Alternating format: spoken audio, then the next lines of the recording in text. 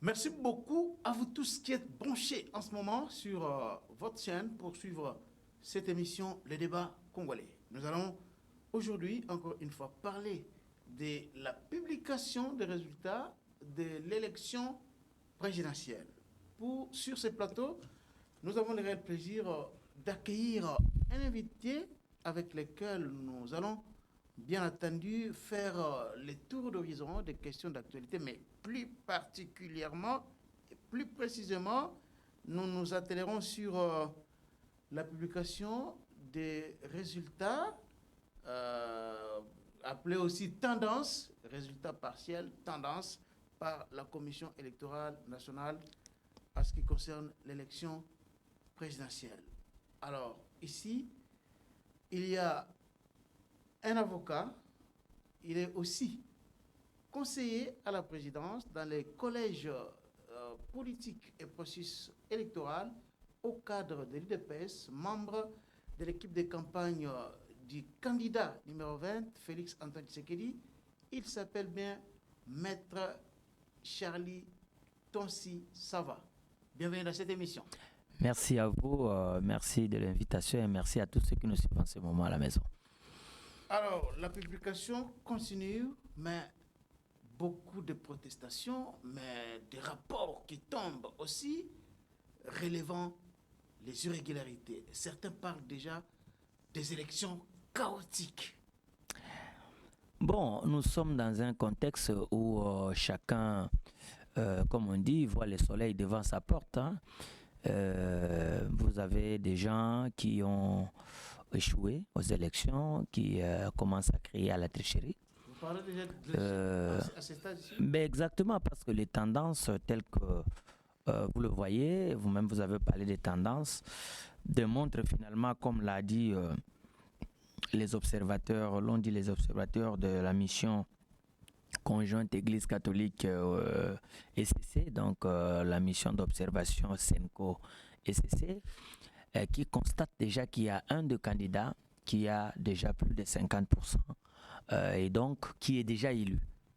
Et ce qui veut dire que tout ce que nous sommes en train d'observer, ce sont visiblement des mauvais perdants qui se cachent derrière ce qu'ils appellent chaos électoral pour pouvoir justifier probablement leur échec. La question ici est de savoir, lorsque par exemple une machine a voté, ce qu'on appelle actuellement un dispositif électronique de vote, arrive dans un centre ou dans un bureau de vote en retard, au lieu qu'il arrive à 6 heures, il est arrivé par exemple à 12 heures ou à 17 heures. À 22h, 23h. Ou à 23 heures, prenons le cas n'importe quelle heure. Ce retard-là profite à quel candidat sur le 26 qui était là aligné? Nous allons parler de ça, mais revenons d'abord à ce que vous venez de dire ici, les rapports préliminaires de la MOE, mission d'observation électorale, de la SENCO et l'ECC, lequel rapport a dit qu'il y a un candidat qui s'est déjà démarqué largement et a plus de la moitié des voix. Oui. Mais déjà, on se souvient que les 20, même les 21, les camps de Moïse Katumbi parlaient déjà de la victoire de Moïse Katumbi selon les données qu'ils avaient récoltées sur le terrain. Pourquoi pensez-vous que ces candidats dont il est question ici, c'est Tshisekedi et non Katumbi? Bon, je ne sais pas ce que les autres font, mais nous au moins, je l'ai toujours dit et nous sommes en train de le voir. Vous le voyez vous-même à travers le média. Nous avons une centrale électorale que nous avons installée avant même la campagne. C'est le cas L'équipe pour la Mouka et exactement. L'équipe de campagne du président Tshisekedi a déployé sur l'ensemble du pays un effectif de plus de 200 personnes, 200 000 personnes. 200 000. Nous avons 150 000 témoins pour couvrir les 100, j'allais dire les 75 000 bureaux de vote qui ont fonctionné. Bon, pas tous n'ont pas fonctionné le même jour parce que l'élection a eu lieu le premier et le deuxième jour de manière officielle. Mais nous 150 000 témoins pour 75 000 bureaux de vote. Il y a eu 75 000 bureaux de vote que la CENI a alignés. Et nous avons aligné des témoins dans tous ces bureaux-là. 150 000. Et nous avons fait les doubles parce que par bureau. Nous avons déployé 56 000 smartphones cette fois-ci. 56 000. Oui. qui ont permis dans nos fédérations à tous les témoins de couvrir au moins 2 ou 3 bureaux pour avoir le résultat. Nous avons mis en place un logiciel qui permet à notre témoin qui a fait une photo d'aller là où se trouve l'ordinateur qu'ils ont eu, parce que dans chaque circonscription, nous avons envoyé un ordinateur, un groupe électrogène et même un modem pour avoir les mégas, et ils nous envoient automatiquement les résultats qui viennent à notre centrale ici à Kinshasa. Et donc, nous aussi, nous sommes en train de compiler. Les médias internationaux, RFI, TV5, Deutsche Welle et toutes les grandes chaînes internationales sont passées là-bas à notre mission d'observation. La presse nationale peut passer là-bas à GB où se trouve notre centrale. Tous visitent, ils prennent, vous allez voir l'AFP, tous les grands médias, ils sont passés par là pour voir les images que nous sommes en train de faire. Donc nous avons aussi fait notre compilation à notre niveau. Et donc, nous ne pouvons pas annoncer la victoire, mais nous savons que notre candidat est favori. Donc les candidats, donc, les questions ici dans le rapport de la Senco SCC, c'est pas autre que Félix Tshisekedi. En tout cas, je ne pense pas que ce soit le cas, que ce soit quelqu'un d'autre, parce que tel que la campagne s'est déroulée, vous avez vu que le candidat Félix Tshisekedi est le seul qui a fait le tour du pays. Est-ce que cela suffit pour qu'il soit élu? Absolument, ça suffit. Le président Tshisekedi non seulement a été dans tous les chefs-lieux de province, il a couvert beaucoup d'autres villes et territoires au-delà des chefs-lieux de province. Il est le seul qui a fait la campagne de proximité. La campagne de proximité, ça veut dire il était en contact. Il faisait la campagne avec interaction. Et les gens se moquaient de lui. Ah, on a hué le président, on a dit ceci. Non, c'était une technique que nous avions mis en place pour que le président communie avec la population. Écoute la population. Vous avez eu ici, on lui dit, ah, Ouadola et Mati, de l'autre côté, tel gouverneur est voleur. Ici, il y a ceci. Il faisait monter les gens même sur les ouais, exactement. Viezali passe et ainsi de suite. Il descendait, il allait à la rencontre des candidats, des électeurs. Cette proximité avec la population a fait que ça fait la différence. Les gens ont compris que parmi tous ceux qui étaient là, il y en a un qui est beaucoup plus proche. Donc ça, c'est déjà. Tenir compte du fait qu'ils étaient affamés, ils n'avaient pas d'eau, ils n'avaient pas d'électricité, pas de. Mon cher ami. Routes, et seulement le fait d'avoir fait monter les gens sur le plateau pour qu'ils posent une question. Non, ce n'est pas ça. Ce n'est pas ça. Ce n'est pas ça, mon frère. Je vais vous dire aujourd'hui ceci, et je le répète partout où je passe. Parce que vous êtes à Kinshasa, vous pouvez poser certaines questions.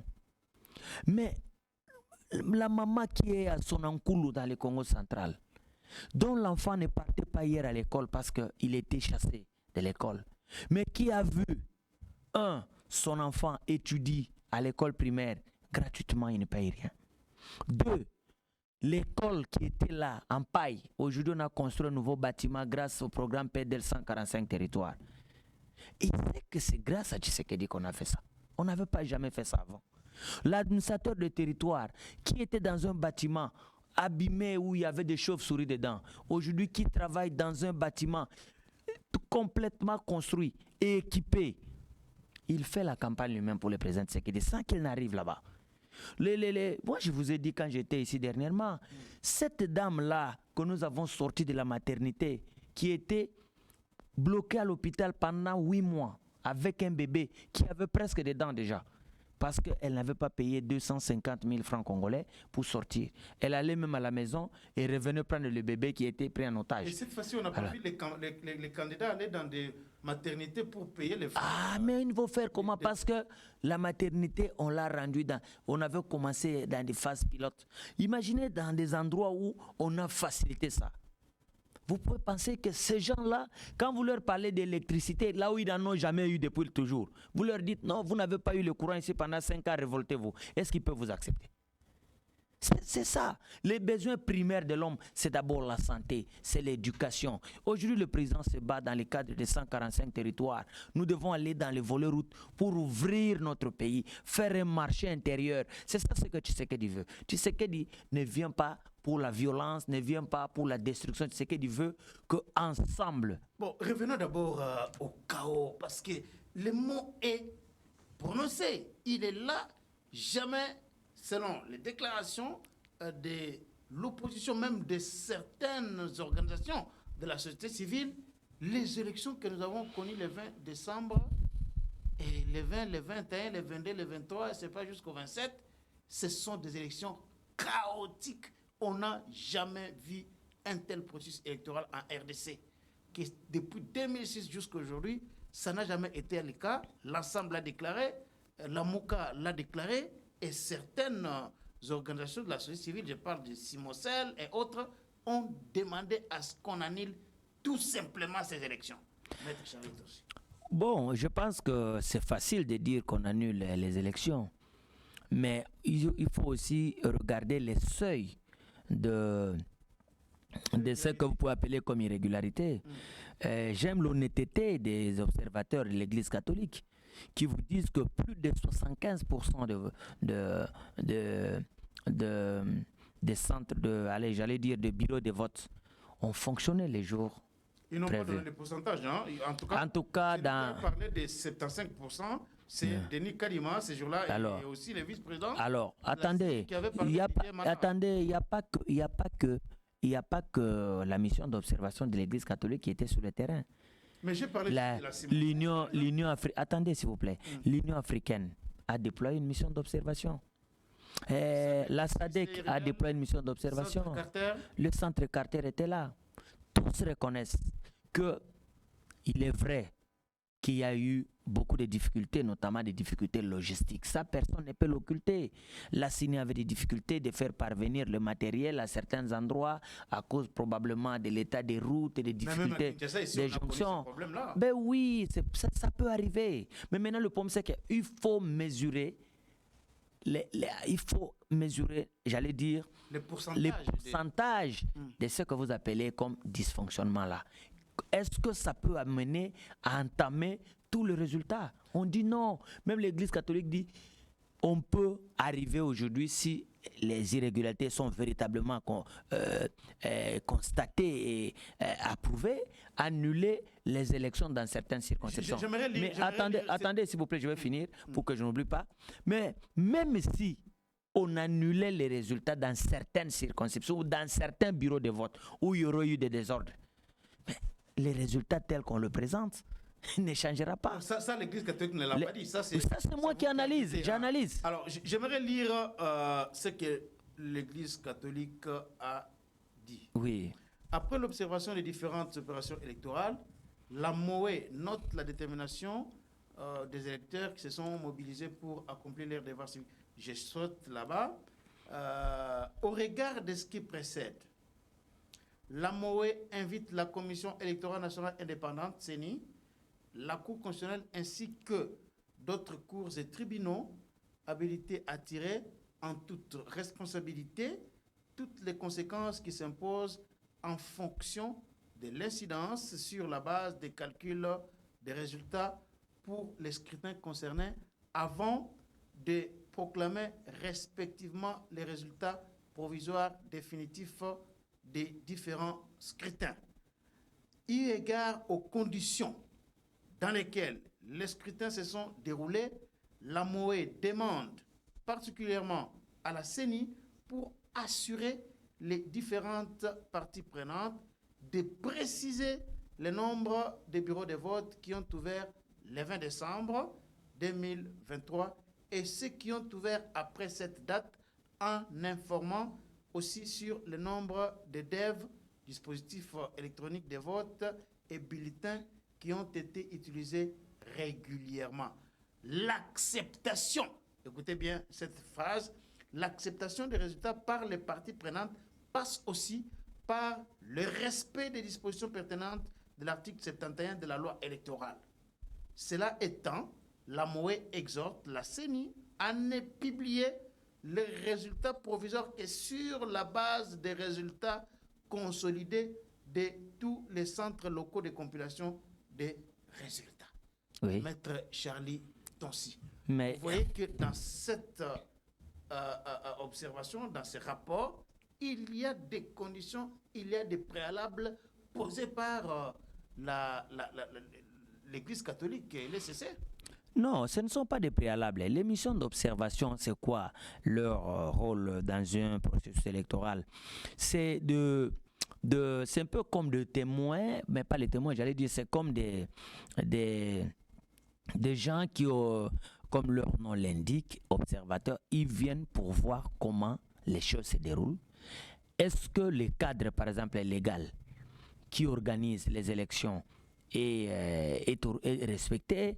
Quelles sont les conditions d'organisation globale des scrutins, la transparence, l'accessibilité de personnes dans les centres de vote, ainsi de suite.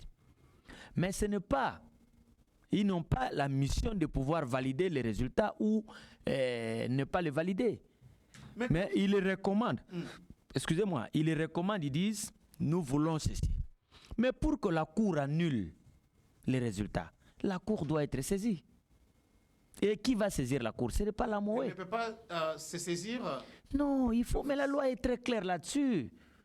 Il faut qu'il y ait quelqu'un, parce que vous parlez de l'élection présidentielle, ne peut saisir la Cour constitutionnelle pour réclamer l'annulation des résultats ou en contentieux des résultats que tous ceux qui étaient candidats à l'élection présidentielle. Pas la MOE, pas une mission d'observation. Eux, ils font des recommandations. Au regard de ce que nous avons vu, voici. S'il y a un homme qui veut aller à la cour, il va à la cour. Mais encore qu'il faut amener. Ils ont dit que nous avons documenté. La violence, attendez un instant. La violence dont on parle. Oui, il y a des candidats qui ont usé de violence. Il y a des gens qui ont parfois gratuitement créé la psychose dans les bureaux de vote. Ici, quelque part à Matete, ici. On a failli brûler une maison d'autrui. Pourquoi? Quelqu'un dit il y a des machines à voter dans cette maison. Tout simplement parce qu'il y a un agent de la CENI, le courant, il n'y avait plus de courant là où ils étaient en train de travailler. Il est allé brancher les piles en face dans une maison à côté et les gens ont dit non, les machines sont ici. On a failli lyncher une maman qui était en train de préparer calmement là-bas. Tout simplement parce qu'on l'a trouvé dedans. Maman dit, mais Moutouaya, voici, c'est lui qui a placé les histoires qui sont là-bas. On a trouvé, c'est des piles qui chargeaient. Vous comprenez? Il y a des choses comme ça que les gens racontent, les gens prennent des photos, ils amènent. Oui, il est sûr qu'il y a des candidats qui ont pris des risques. Au village, ils arrivent, les machines sont bloquées par exemple à 50 km ou à 150 km, mais le vote doit commencer. Moi, c'est ma circonscription électorale. Qu'est-ce que j'ai fait? Il y en a qui ont pris ce risque-là d'aller convoyer les machines pour les amener vers les centres de vote. Mais comme il n'y avait plus de confiance, les gens se ruaient sur eux pour dire qu'ils ont des machines à voter qu'ils ont utilisées avec eux. Mais quand vous amenez une machine à voter chez vous à la maison, vous n'avez ni été formé pour l'utiliser, vous l'ouvrez comment et vous fonctionnez comment? Avec des mots de passe qu'il y avait là-dedans. Il y a une clé qui ouvre la machine. Oui. Il faut qu'il y ait un informaticien qui a été formé pour ouvrir. Mais quand vous partez avec votre machine à voter, là que vous avez pris, je ne sais pas, en brousse dans la forêt, vous êtes assis chez vous. Vous la faites fonctionner comment? Les bulletins que vous produisez, vous les décomptez comment? Parce que les bureaux de vote sont connus. Alors, est-ce que vous comprenez cette phrase lorsque la MOE Senko SCC dit que la prise en compte des irrégularités documentées par les instances ci-citées constitue un gage pour l'acceptation des résultats par les publics et pour garantir au mieux la paix, la cohésion et la stabilité de la République démocratique du Congo. Est-ce que ces irrégularités-là seront prises en compte? Parce que c'est ça la condition. Vous avez déjà suivi les grandes familles politiques, les grands partis politiques qui ont dit pas question de faire quoi que ce soit, ni de saisir la Cour constitutionnelle. Vous avez suivi Olivier Kamitatou. Ici, l'unique solution, c'est la mise en application de l'article 64 au cas où les élections ne seront pas annulées. Non, mais le même Olivier Kamitatou avait dit qu'ils avaient gagné. Et le lendemain, il est revenu pour dire annulons. Vous avez déjà vu quelqu'un qui a gagné et puis demander d'annuler? Non, moi je pense que l'Église ou les autres missions d'observation n'ont qu'à constater. Depuis qu'on est en train de donner cette tendance, qui s'est révolté à travers le Congo profond? Bon, on a vu à Kinshasa ici, Martin Fayulu avait appelé à une marche. On a vu des troubles qu'il y a là-bas. Non, quel trouble? Il y avait combien de gens? Ça, c'était une marche. Les gens sont à la veille des fêtes. Vous n'allez pas amener les gens pour qu'ils aillent s'affronter avec la police. Ça ne sert à rien. Vous voyez, le véritable indicateur, c'est la population. Quand on a donné les résultats, si vous avez entendu dans quelle province du pays où on a contesté ça? pour que les gens... Il n'y a aucune province dans laquelle on a contesté Mais c'est les où? résultats. C'est où? Parce que ces gens ont voté. Les résultats qui viennent, tout le monde constate que les grands équilibres géopolitiques, le vote régional a été respecté. Dans beaucoup de Nous allons circonstances... parler de ça. Oui, nous allons parler de ça. J'aimerais vous poser une question par rapport, parce que c'est évoqué par tous ces partis politiques-là qui disent que les élections se sont déroulées au-delà du 21 et là, la CENI est tombée dans l'illégalité. La loi électorale reconnaît seulement un seul jour du vote. Et aujourd'hui, on a vu que les élections se sont étendues sur 3, 4, 5 jours. Voilà pourquoi ils ne peuvent pas accepter des élections organisées dans un cadre illégal. Non, d'abord, je ne sais pas comment les gens analysent la loi. L'article 52 de la loi électorale est là. Il n'y a que la CENI, heureusement, qui fixe le jour, l'heure ou la durée du scrutin. C'est la CENI. Le jour et la durée. Oui. Et la loi dit pas un jour. Les gens interprètent mal. Oh. La loi dit, c'est l'article 52 de la loi électorale. La loi dit, la CENI, dont l'élection est organisée un dimanche ou un jour férié. Un jour. Ça, Je vous dis. Vous avez, un jour. Mais on n'a pas dit organisé en un jour. C'est-à-dire le jour où les élections se tiennent, ça doit être soit un dimanche, soit un jour non ouvrable pour que les gens ne travaillent pas, qu'ils aillent voter. Ce qui n'était pas le... Alors en bas, attendez, la loi dit, le même article dit, en cas s'il y a besoin de proroger, c'est la CENI qui doit le faire, mais avec une décision motivée. C'est le même article 52. C'est l'article 52. Ah oui, alinéa 4, je crois. La décision de prorogation peut être prise par la CENI, mais elle doit être motivée et doit être pour l'intérêt de tout le monde. Alors, je veux poser la question à tous ceux qui font ce type de raisonnement.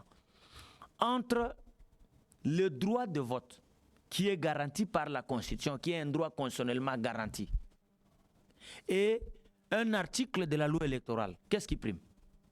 Ça veut dire, vous voulez dire que les gens chez qui les machines ne sont pas arrivées, pour une raison ou une autre, on peut considérer ça comme un cas de force majeure, la machine n'est pas arrivée, que la CENI n'organise pas ces élections dans ces milieux-là, qui n'est pas d'élu pour se conformer à un article de la loi.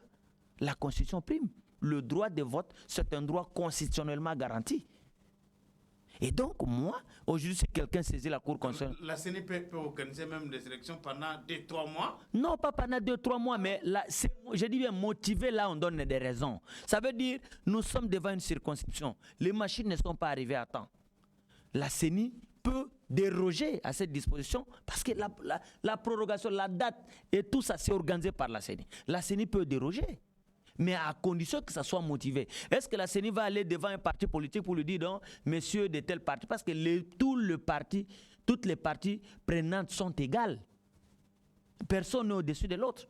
La CENI, c'est l'arbitre. La CENI vous dit, même le match de football ici, il arrive que la pluie tombe, on ne peut pas continuer un match. On peut arrêter ce match et continuer demain. Ça arrive. Alors, ils disent que ça, ce sont le fait que... Quand on vote, attendez mon frère, oui. Quand on vote le jour de après ou le lendemain, c'est au profit de quel candidat? Parce que tous les candidats vont avec les mêmes faveurs de pronostic. Si ces élections avaient eu lieu, par exemple dans les milieux où les candidats X avaient son électorat, c'est lui qui gagnerait ces élections. Nous l'avons vu.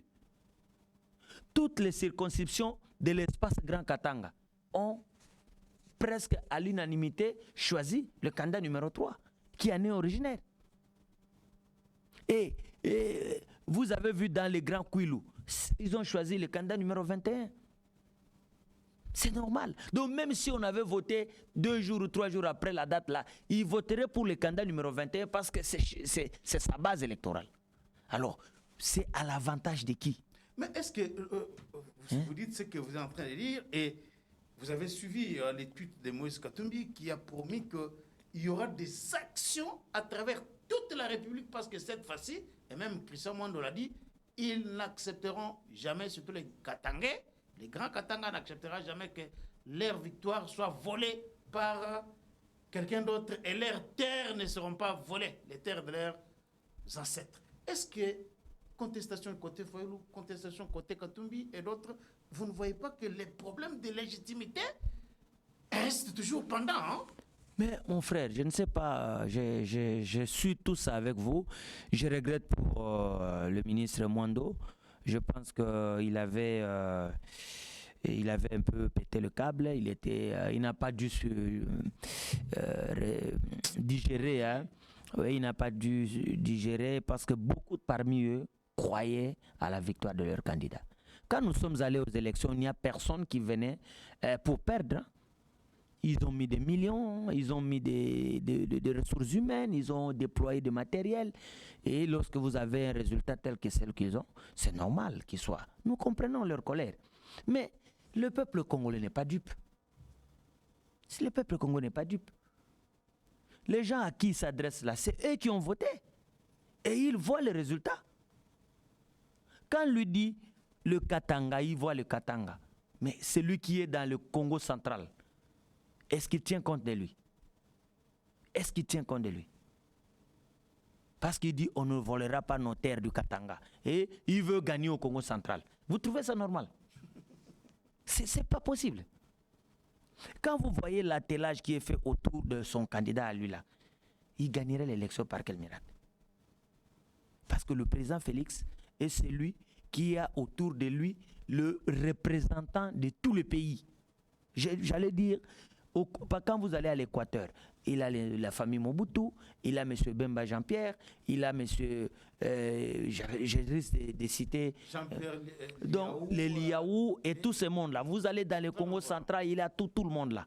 Ces gens-là ont fait le relais. Vous comprenez?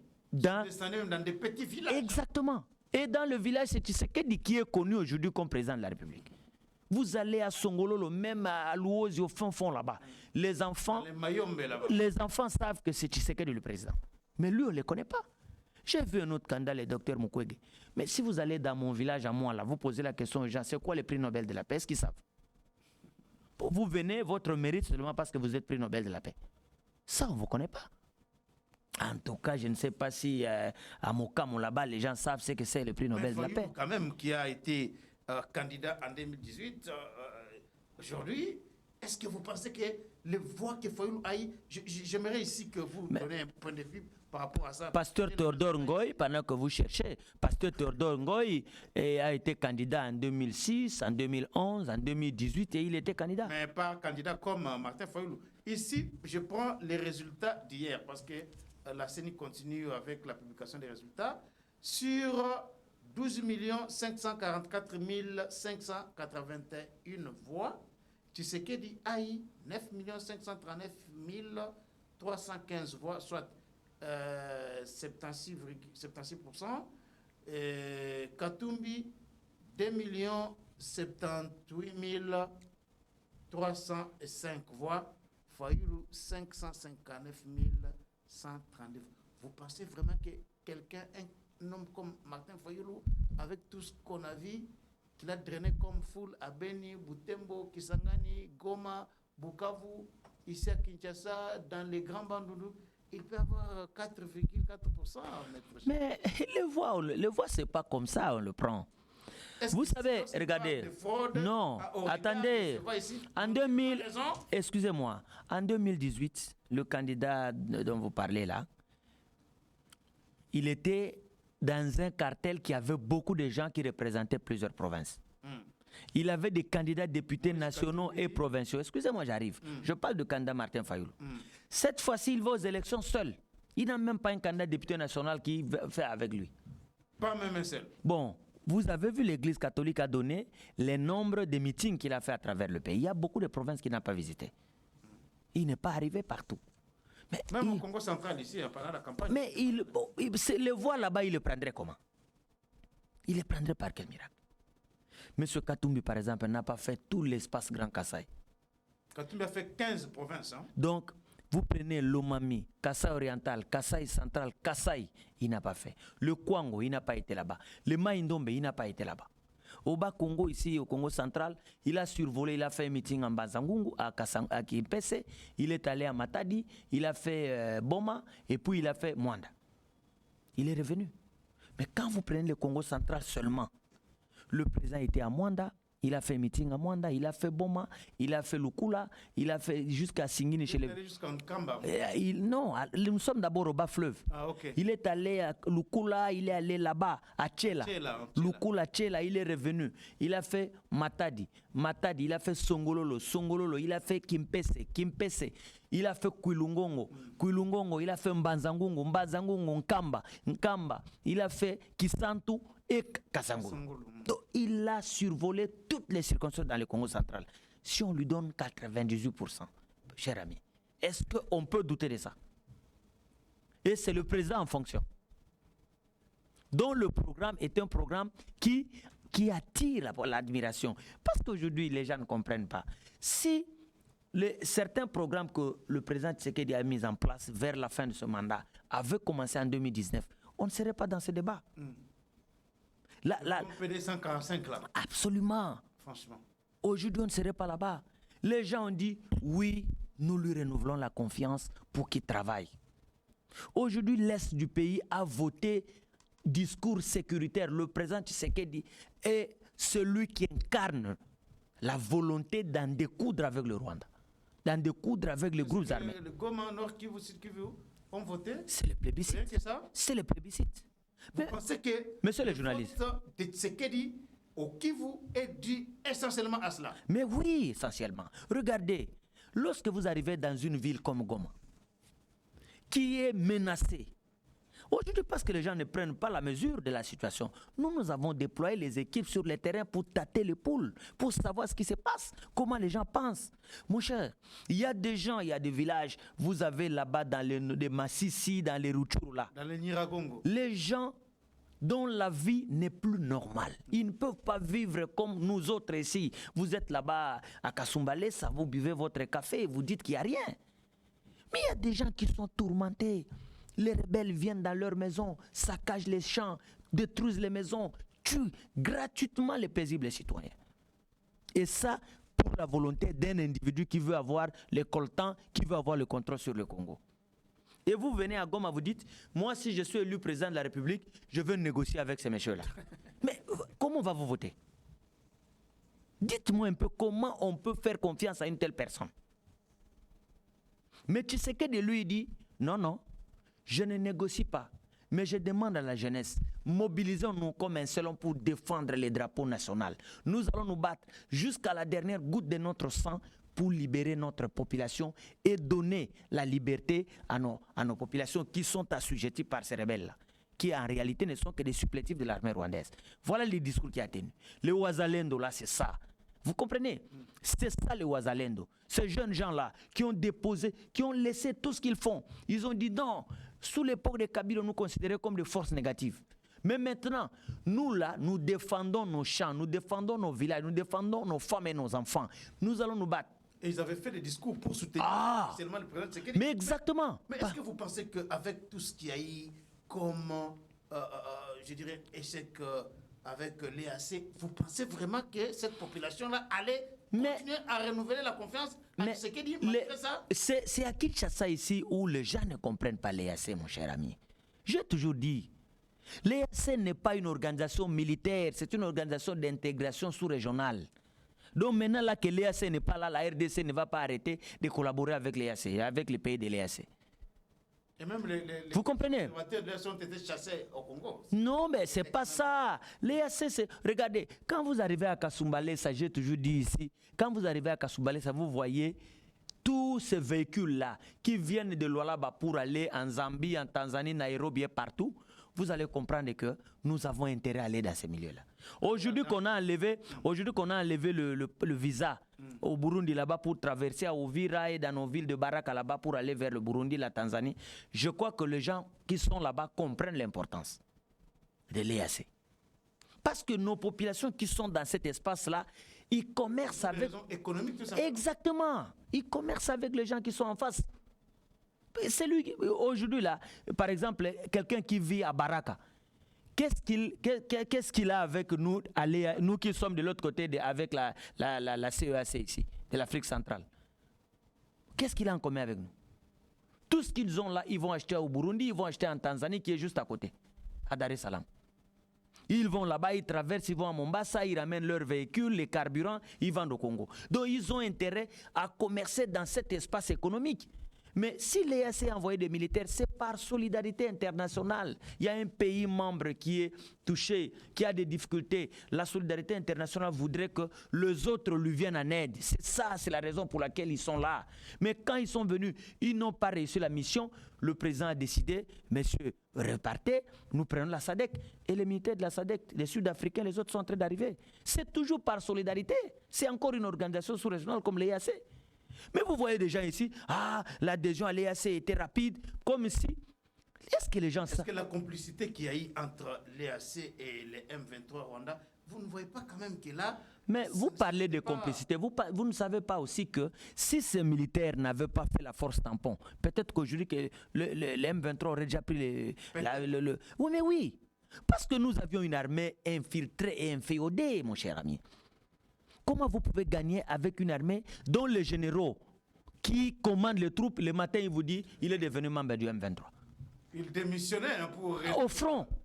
Et ces gens ont fait la force tampon. Et c'est ça la stratégie Tshisekedi. Pendant que ces gens étaient en train de faire le tampon, Tshisekedi était en train de préparer les troupes.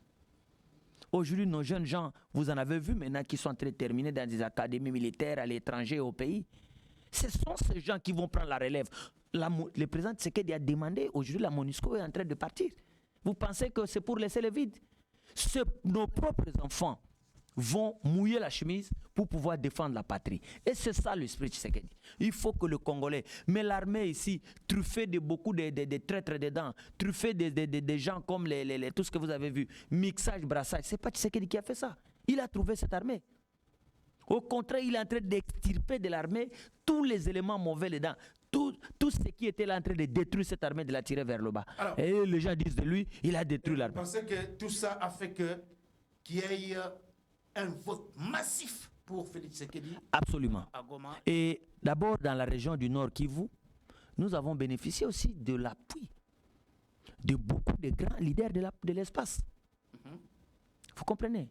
Le directeur de campagne du chef de l'État, M. Jacques Chabani, c'est un originaire du Nord Kivu. Vous comprenez? Le président leur a tendu la main. Voilà. Il est allé et vous avez vu les votes. Les ministres, par exemple, les ministres Moïndo Nzangi, les ministres Mboussa Nyamouissi, les ministres Julien Paloukou, vous allez au sud Kivu. Ils étaient même dans des petits villages là. Absolument. Au sud Kivu, vous avez tout ce monde-là qui était avec là, le président Vital Kamere, le président Bahati, et je cite les noms de qui. Même la première dame. La première dame a été jusque dans son village avec ses parents, ils ont battu ses beaux-frères là-bas. Donc vous comprenez que qu'est-ce que je veux dire? Alors, maintenant, il y a un autre problème, c'est les taux de participation, M. Charliton. D'aucuns disent que c'est les taux de participation les plus faibles, d'où Tshisekedi n'a pas vraiment, même s'il sera réélu, mais il n'aura pas vraiment d'assises populaires, il n'aura pas vraiment de légitimité. Ça va poser encore problème. À cause du taux de participation, beaucoup de Congolais n'étaient pas allés voter. Ils ne se reconnaissent pas en lui. En tout cas, le taux de participation en 2018 était en dessous de 40%. Mais celui qui avait été élu, on n'avait pas dit qu'il était illégitime. Le président Tshisekedi a été élu avec moins de 50%. Et il n'a pas été déclaré illégitime. Le président Kabila, lors de son deuxième mandat, il n'avait pas atteint 50%. Attendez, s'il vous plaît, que je termine. Or, aujourd'hui, le président Tshisekedi sera déclaré vainqueur avec plus de 70%. Et vous direz qu'il n'est pas légitime. Mais c'est là, vous êtes Congolais. Là, mais non, attendez. Le taux de participation se situe aujourd'hui entre 45 et 50%. Donc, c'est mieux qu'en 2018, malgré tout ce que les gens racontent. Allez vérifier. Le taux de participation était au-delà de 50% en 2 élections seulement. C'est en 2006 et en 2011, avec l'effet Etienne Tshisekedi. Mais depuis 2018, nous sommes en deçà de 50%. Et donc, On ne peut pas compter, ce n'est pas 20%, ce n'est pas 10% pour que les gens disent il faut refaire les élections. Les gens ont voté avec beaucoup de difficultés et toutes les missions d'observation notent la détermination, la volonté. Les gens sont restés jusqu'à minuit pour voter. Surtout nos jeunes qui votaient pour la première fois. Ils avaient du bon au cœur là pour aller voter. Et essentiellement pour voter leur leader. Le numéro 20, c'est ce que vous avez vu. Et quand les gens disent, nous allons activer l'article 64, mais est-ce qu'ils tiennent compte de ces votes massifs? Est-ce qu'ils tiennent compte de ces résultats? Je ne sais pas, on va activer l'article 64, pourquoi et où? Bon, mais maître, sur 44, on est quand même un pays de plus de 100 millions d'habitants, selon des chiffres qu'on avance de gauche à droite. Vous avez comme ça 44 millions de Congolais qui se sont fait enrôler. Et à peine 11 ou 12 millions qui élisent un président de la République, vous ne voyez pas qu'il y a un sérieux problème. Tous les restes là ne se retrouvent pas dans le président qui est élu par ne fût-ce que 12 millions. Non, quand on dit l'élection d'abord n'est pas obligatoire, mais c'est un devoir civique pour chaque citoyen. Donc si chacun peut voter ou ne pas voter, ce n'est pas une obligation, mais c'est un devoir civique pour chaque citoyen. Donc, ici, on ne va pas aller dans ces statistiques, sinon on serait à 80 millions d'enrôlés. Les gens qui ont accepté de s'inscrire sur des listes électorales, c'est 44 millions. Sur les 100 millions, comme vous voulez. Mais maintenant, si parmi ces gens-là, il y a 20 millions ou 15 millions, parce que les 11 millions, c'est ce que vous dites, mais la compilation se poursuit. Donc, on sera autour des 18-20 millions. Et si on est, par exemple, à 20 ou 22 millions, ce sera 50%. De participation. Vous comprenez? Alors, oui, mais c'est-à-dire qu'il sera le président de tous les Congolais. Il sera le président de ceux qui l'ont élu et de ceux qui ne l'ont pas élu. C'est ça la démocratie. C'est la joie. Ceux qui parlent, qui proposent qu'on ait des tours ont vraiment raison. Oui, mais le président Tshisekedi l'a toujours dit. Parce qu'il ne pouvait pas modifier la Constitution, on allait l'accuser de ceci ou de cela. Le président Tshisekedi demande qu'on puisse modifier la Constitution pour changer, remettre les 2 tours. Vous comprenez? C'est pour éviter. Les opposants, d'abord, ils n'ont pas été à mesure de se mettre ensemble. Ils sont allés en Afrique du Sud. Leur ego personnel, il y en a qui a dit le candidat naturel de l'opposition, c'est moi. L'autre, c'est moi, ainsi de suite. Alors, ils se sont éparpillés. Mais maintenant, si vous mettez tout ce que ces opposants ont eu, ça ne leur amène même pas la moitié du vote. Vous comprenez? Donc, moi, je pense qu'aujourd'hui, nous ne sommes plus dans ce débat-là. Donc, vous ne vous inquiétez pas du fait qu'il y aura à peine 12 millions ou 13 millions qui éliront le président de la République. Le reste là, bon, vous vous en foutez carrément. Non, nous allons encourager, ça c'est à la CENI de travailler pour que prochainement qu'il y ait une très grande participation. Mais attendez, la participation aussi, il y a certaines provinces du pays, vous avez parlé ici, les gens ont voté. Il y a la pluie qui s'est abattue dans certaines provinces toute la journée. Les gens allaient voter comment? Sous la pluie. Et vous, par exemple, les gens qui disent ça là, vous arrêtez ce jour-là parce que le vote c'est un jour, ces gens ne votent pas. Et la circonscription là où les gens n'ont pas voté, comment aurait-elle l'élu ou les élus? Il fallait quand même ouvrir Il fallait les faire voter, c'est un droit. Il fallait qu'ils votent. Donc il y a des intempéries, il y a des conditions qui font qu'on ne peut pas ne pas organiser les élections qui justifient en fait. Deuxième chose, vous savez, les gens ont commencé à perdre aussi le goût pour les élections. À cause du désordre, il y a certains endroits où il y a des Koulouna qui venaient, et parce que tout ça. Les gens avaient peur, ils allaient chez eux, c'est ce qui a fait que beaucoup de gens ne votent pas. Donc il y a beaucoup de conditions. La CENI elle-même a mis en place une commission pour vérifier tout ce qu'il y a, allégation à gauche, à droite. Faisons confiance à la CENI. Mais quant à nous, ce que nous disons, nous ne venons pas avec triomphalisme. Nous acceptons ce résultat qui va être donné. Nous savons que c'est une responsabilité sur nos épaules, principalement sur notre leader, mais aussi sur nous qui sommes ses collaborateurs, pour que nous nous montrions dignes de la confiance que le peuple a placée en nous, en travaillant dans le sens d'amener le pays de l'avant. Tshisekedi ne finira pas tout ce qu'il y a comme problème au Congo. Il va faire son 2e mandat, il va laisser là où il laissera, quelqu'un d'autre viendra, il va continuer, et c'est la répétition de ces efforts-là qui fera que ce pays se développe. Alors, Maître Charlie Tonsi, est-ce que vous n'avez pas peur peur de la partition du pays, sinon de la cessation, lorsque vous regardez les scores réalisés par les candidats numéro 3 au Katanga? C'est presque tous les Katanga. Est-ce que ça ne vous fait pas peur de voir ces candidats-là être élus comme ça, avec tout ce qu'il y a aujourd'hui comme discours tenu par les acteurs politiques qui sont dans l'entourage de Moïse Katumbi? Non, je crois que le président Katumbi ne peut pas aujourd'hui venir couper le pays. Être celui qui va consacrer la partition du pays au Labal. Non, non, non, non, non, non. Personne ne lui laisse. Même au Katanga, personne n'acceptera de faire cela. Parce que non, non, non, non. Vous avez suivi les discours. Attendez, ils peuvent. Non, non. Les jeunes, Ils ne peuvent. comme étant de la fondation katangaise, vous dites personne. Non, ce sont des gens qui sont manipulés avec quelques billets d'argent. Les Congolais sont fiers de leur indépendance et fiers de leur histoire. Vous comprenez? Moïse Katumbi était un citoyen comme tous les autres. Moïse Tchombe, d'ailleurs, son homonyme a été avant. Il a été dans ce pays. Il y a eu des difficultés à l'époque de la sécession et ils se sont retrouvés dans le grand ensemble qui est le Congo. Donc, ce Congo, nous avons une histoire commune à partager. Et cette histoire, ce n'est pas un individu qui viendra pour dire, pour moi, si moi, Charlie, je ne suis pas président, donc ma province doit quitter le Congo. Non, nous ne sommes pas à cette étape-là. Que le meilleur gagne, le président Tshisekedi, s'il gagne, il gagne. Si le président Moïse Katumbi a perdu, qu'il attend 2023. Mais c'est quoi? D'ailleurs, les gens devraient être reconnaissants envers Tshisekedi. Ah bon? Oui, mais monsieur, attendez. Pourquoi alors? Les gens qui parlent de cela, monsieur Mwando, je l'ai suivi, mais je suis désolé pour lui. Monsieur Mwando sait, comme beaucoup d'entre nous, et même les gens qui sont avec monsieur Katumbi, ils savent qu'ils étaient tous bannis en 2018. Bannis? Ils étaient bannis du pays, je pèse bien les mots. Bannis. Ils ne pouvaient pas mettre ses pieds au Congo ici. Mais c'est Tshisekedi qui a demandé que Katumbi revienne. On lui a donné le passeport congolais, il est revenu. Ils ont accusé tout ce qu'ils pouvaient dire. Mais Tshisekedi aujourd'hui n'a pas bloqué Katumbi pour qu'il ne soit pas candidat. Katumbi a été candidat. Oh non, il sera invalidé à la Cour constitutionnelle, il sera invalidé à la CENI. Sa candidature est passée jusqu'à être candidat.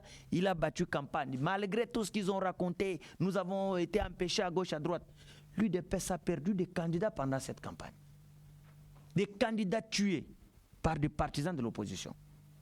À Nitouri, j'allais dire, à Beni plutôt, et à Ouvira. On a perdu.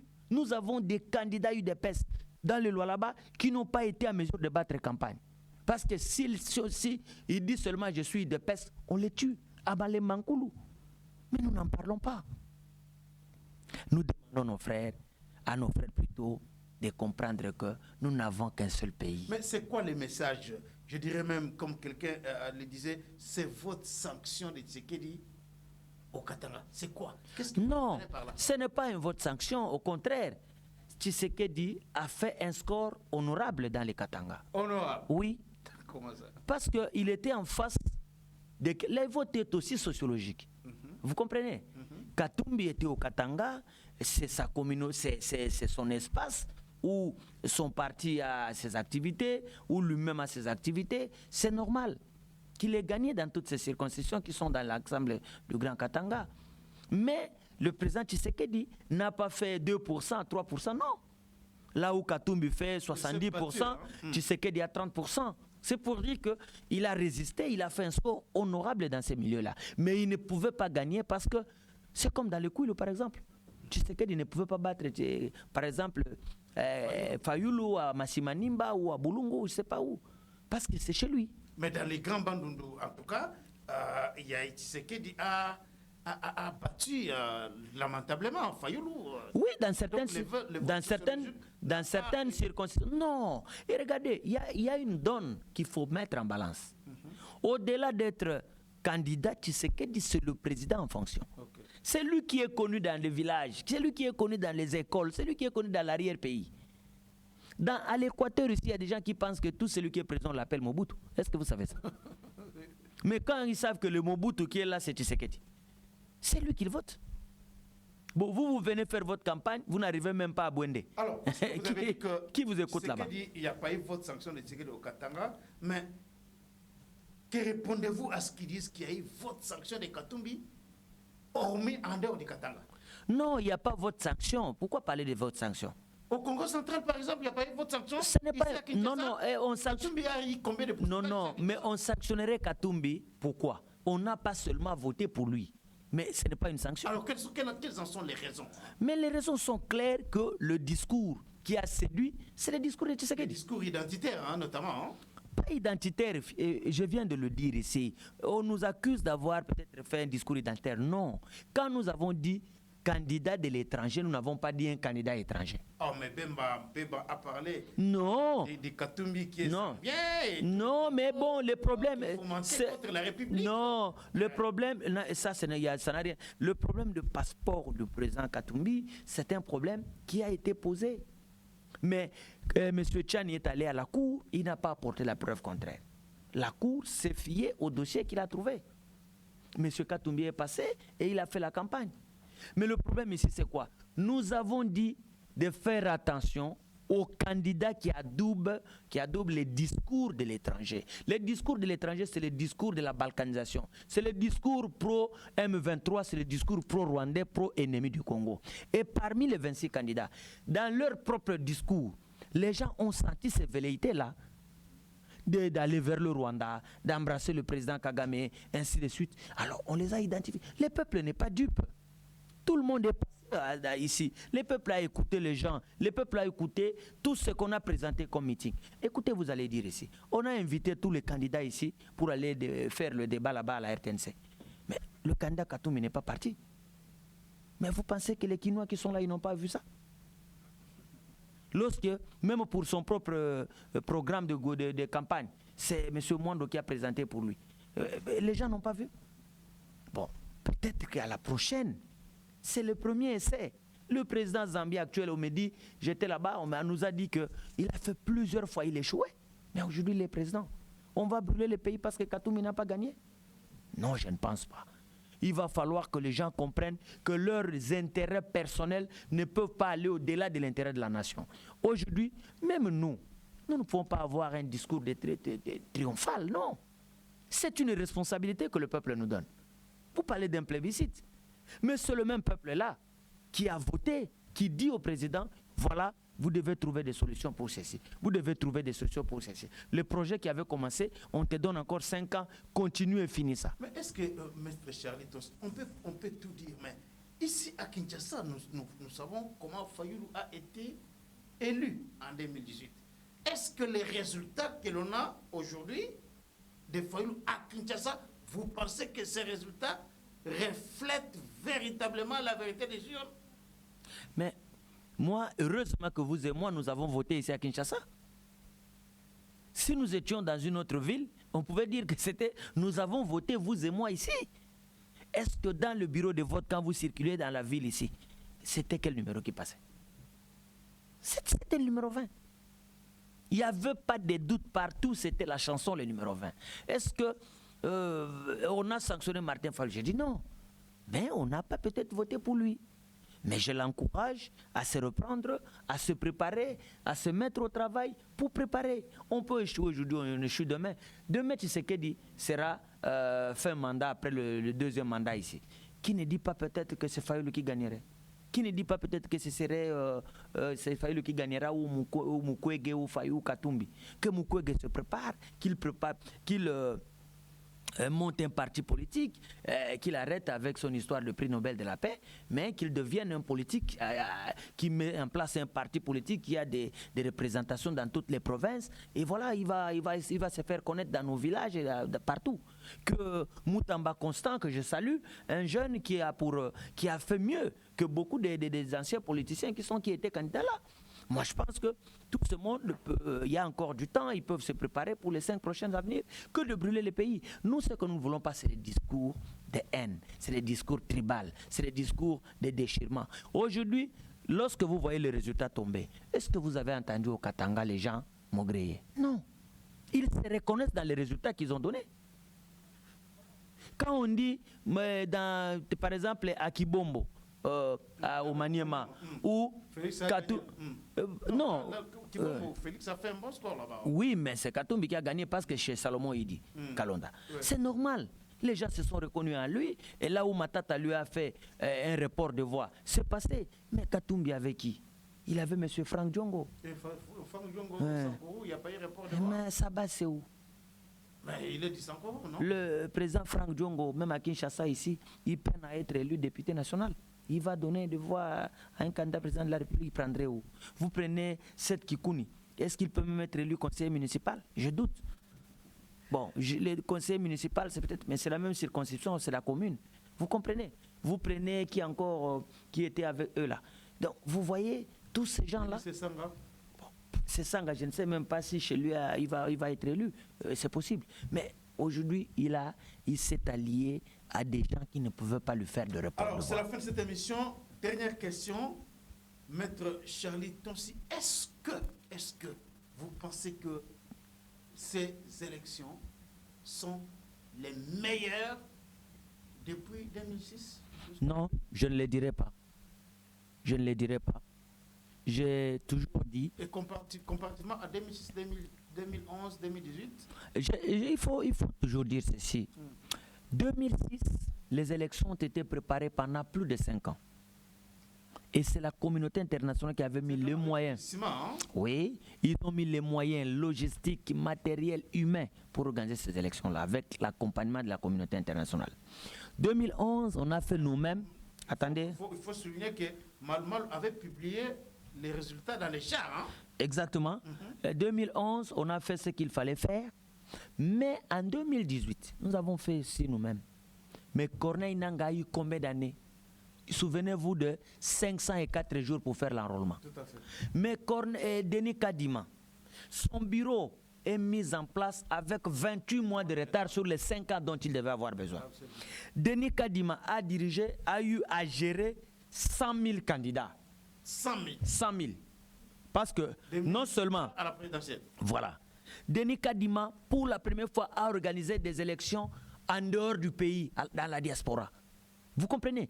Tout ça, les gens jettent à la poubelle. Tout ce qu'ils regardent, c'est parce qu'une machine n'a pas fonctionné à gauche, à droite. Moi, je pense que accordons-lui les bénéfices du doute. Il a fait son travail, il y a des failles.